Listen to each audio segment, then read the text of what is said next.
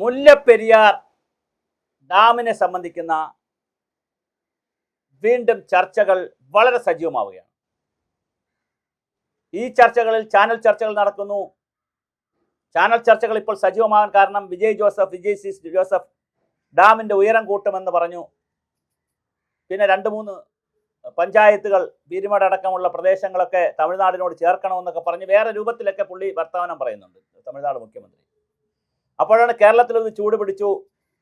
തമിഴ്നാട്ടിൽ എന്തെങ്കിലും പറയുമ്പോഴാണ് നമുക്ക് ചൂട് പിടിക്കുന്നത്. ഇവിടെ എല്ലാവരും ചർച്ചയ്ക്കിറങ്ങി. പക്ഷെ ചർച്ചയ്ക്കിറങ്ങുന്നതിൽ ഞാൻ ഇതിൻ്റെ വൈദ്യനല്ല. ആദ്യം ഞാൻ പറഞ്ഞിട്ട് എൻ്റെ വിമർശനം പറയാം. ഞാൻ ഇതിൻ്റെ വൈദ്യനല്ല, ഞാൻ ഡാം എക്സ്പെർട്ടല്ല. പക്ഷേ ഇവിടെ ഒരുപാട് മുറിവൈദ്യന്മാർ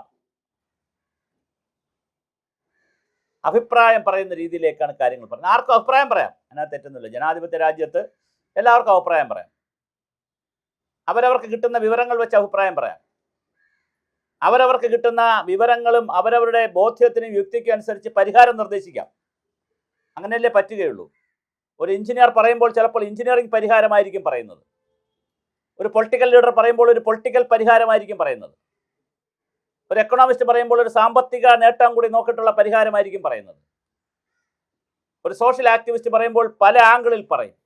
ഒരു പരിസ്ഥിതി പ്രവർത്തകനോ പരിസ്ഥിതി ആക്ടിവിസ്റ്റോ അല്ലെങ്കിൽ പരിസ്ഥിതി മേഖലയിൽ നിൽക്കുന്ന എക്സ്പെർട്ടോ പറയുമ്പോൾ പാരിസ്ഥിതിക കാര്യങ്ങൾക്ക് മുൻതൂക്കം കൊടുത്ത് പറയും. അത് തെറ്റില്ല, അങ്ങനെ പറയുന്നതിൽ തെറ്റില്ല. പക്ഷെ പാരിസ്ഥിതികവും സാമ്പത്തികവും സാമൂഹികവും രാഷ്ട്രീയവുമായ എല്ലാ കാര്യങ്ങളും കൂടി സമഗ്രമായി ചർച്ച ചെയ്തുകൊണ്ടല്ലാതെ ഒരു വിഷയം തീരുന്നത് എങ്ങനെയാണ്? ഇപ്പോൾ എന്തൊക്കെ നിർദ്ദേശങ്ങളാണ് മുല്ലപ്പെരിയാറിൽ വരുന്നത്? ഒരു കൂട്ടർ പറയുന്നു ടണൽ നിർമ്മിച്ചാൽ ഈ പ്രശ്നം പരിഹരിക്കും. അപ്പോൾ അത് ടണൽ നിർമ്മിച്ചാൽ പ്രശ്നം പരിഹരിക്കുമെന്ന് ആര് പറഞ്ഞു എന്ന് ചോദിച്ചാൽ സുപ്രീം കോടതി നിയോഗിച്ച ഡോക്ടർ തട്ടയും അതുപോലെ ജസ്റ്റിസ് കെ ടി തോമസ് അടക്കമുള്ള സമിതി പറഞ്ഞു എന്നാണ് പറയുന്നത്. ആ സമിതി പഠനങ്ങൾ നടത്തിയിട്ടുണ്ടോ? ആ സമിതിയിൽ തട്ടെ ഒഴിച്ചിട്ടുള്ള ബാക്കി എല്ലാവരും ജഡ്ജിമാരല്ലേ? ജഡ്ജിമാർക്കെതിരെ എഞ്ചിനീയറിംഗ് സാങ്കേതിക വിദ്യ അറിയാമോ? ജസ്റ്റിസ് കെ ടി തോമസും തമിഴ്നാട് വെച്ചിട്ടുള്ള വച്ചിരുന്ന ജഡ്ജിക്കുമൊക്കെ ഇതിൻ്റെ സാങ്കേതികത്വം അറിയാമോ? ഏത് എഞ്ചിനീയർമാരാണ് ഇത് പഠിച്ചത്? ഇത് ഒരു കൂട്ടർ ചർച്ച ചെയ്യുന്നു. മറ്റൊരു കൂട്ടർ വാദം ഇത് ടണൽ പ്രായോഗികമല്ല. അതേസമയം ടണലിന് വേണ്ടി സമരം ചെയ്യുന്നൊരു വിഭാഗമുണ്ട് ഇവിടെ. 300 ദിവസങ്ങളായി ടണൽ വേണം, ടണലാണ് ഏറ്റവും പ്രധാനമെന്ന് പറഞ്ഞ് സമരം ചെയ്യുന്നവരുണ്ട്. ഈ ശ്രീധരനെ പോലെയുള്ള ആളുകൾ, മെട്രോമാനാണ് അദ്ദേഹം, എഞ്ചിനീയറാണ് ബേസിക്കലി. അദ്ദേഹം ടണൽ വേണമെന്ന് ശക്തമായി വാദിക്കുന്ന ആളാണ്. വേറെ ചിലരാണെങ്കിൽ ടണലല്ല വേണ്ടത്, ഡാമാണ് വേണ്ടത് പുതിയത്. അപ്പോൾ മറ്റു ചിലർ ചോദിക്കുന്നു, പുതിയ ഡാം കെട്ടിയാൽ അതിന് പുതിയ കരാറല്ലേ? തീർച്ചയായിട്ടും പുതിയ കരാറായിരിക്കും. പുതിയ കരാറാകുമ്പോൾ പുതിയ താരിഫല്ലേ? പുതിയ താരിഫ് തന്നെ ആയിരിക്കും. അങ്ങനെ പുതിയ കരാറും പുതിയ താരിഫുമാകുമ്പോൾ അതിന് തമിഴ്നാട് സമ്മതിക്കുമോ? പുതിയ ഡാമിനെതിരെ വരുന്ന ചോദ്യങ്ങളാണ്. അപ്പോൾ ഇനി അടുത്ത ചോദ്യം പറയുന്നുണ്ട്, അഥവാ പുതിയ ഡാം കെട്ടിയെന്ന് വിചാരിക്കുക, അത് എത്ര വർഷത്തേക്ക്? 150 വർഷത്തേക്ക്. അങ്ങനെയാണെങ്കിൽ ഇപ്പോൾ 130 വർഷം കഴിഞ്ഞു, 150 വർഷം കൂടെ കഴിയുമ്പോൾ അടുത്ത ഡാം കെട്ടിയ 150 വർഷം കഴിയണം. അങ്ങനെയാണെങ്കിൽ 999 വർഷം കഴിയാൻ ഒരു 150 വെച്ച് കണക്കാക്കിയാൽ തന്നെ 6 or 7 ഡാം കെട്ടണ്ടേ?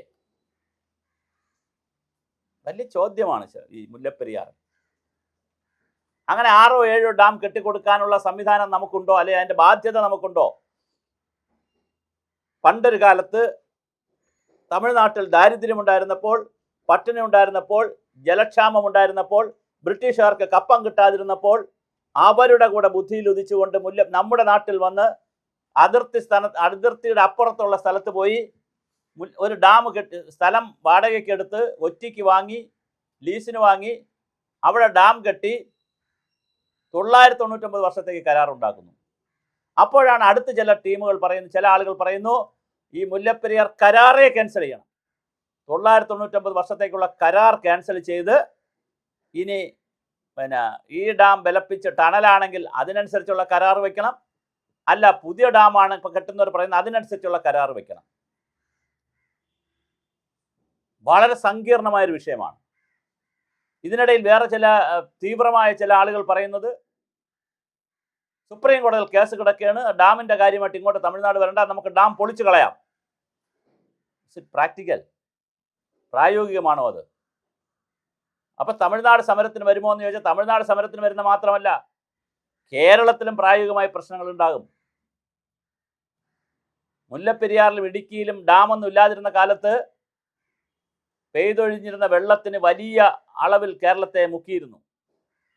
കേരളത്തിലെ ഡാമുകളെ കുറിച്ച് നമുക്ക് അഭിപ്രായ വ്യത്യാസം പറയാം, ഡാം തുറക്കുന്നതും തുറക്കാത്തതിനെയൊക്കെ സംബന്ധിച്ച് പറയാം, ഡാം മാനേജ്മെന്റിനെ കുറിച്ച് നമുക്ക് അഭിപ്രായ വ്യത്യാസമുണ്ട്. പക്ഷേ ഡാമുകൾ ഒരു പരിധിവരെ പ്രളയം കുറയ്ക്കും. ഡാം അശാസ്ത്രീയമായി തുറന്നു വിട്ടാൽ മിന്നൽ പ്രളയം ഉണ്ടാക്കി ജനങ്ങളെ കൊല്ലുകയും ചെയ്യും. അപ്പോൾ ഇതൊക്കെ വളരെ ബാലൻസ്ഡ് ആയിട്ടുള്ള പഠനങ്ങൾ നടത്താൻ ഈ രാജ്യത്ത് സെൻട്രൽ വാട്ടർ കമ്മീഷൻ ഉണ്ട്, അവർ എവിടെയാണ്? ഡാം സേഫ്റ്റി അതോറിറ്റി ഉണ്ട്, അവർ എവിടെയാണ്?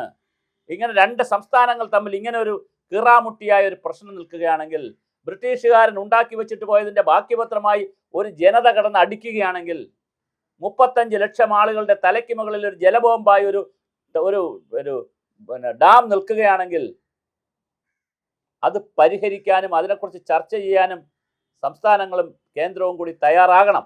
അതാണ് വേണ്ടത്. ഒരു മേശയ്ക്ക് ചുറ്റുമിരുന്ന് മാത്രമേ ഈ പ്രശ്നം തീരുകയുള്ളൂ. അല്ലാതെ തെരുവിലിട്ട് ഈ പ്രശ്നം തീർക്കാമെന്ന് കരുതുന്നത് മൗഢ്യമാണ്. അങ്ങനെ ഈ പ്രശ്നം തീരുകയുമില്ല. തെരുവിലിട്ടാണ് ഈ പ്രശ്നം തീർക്കുന്നതെങ്കിൽ കലാപമായിരിക്കും ഉണ്ടാവുക.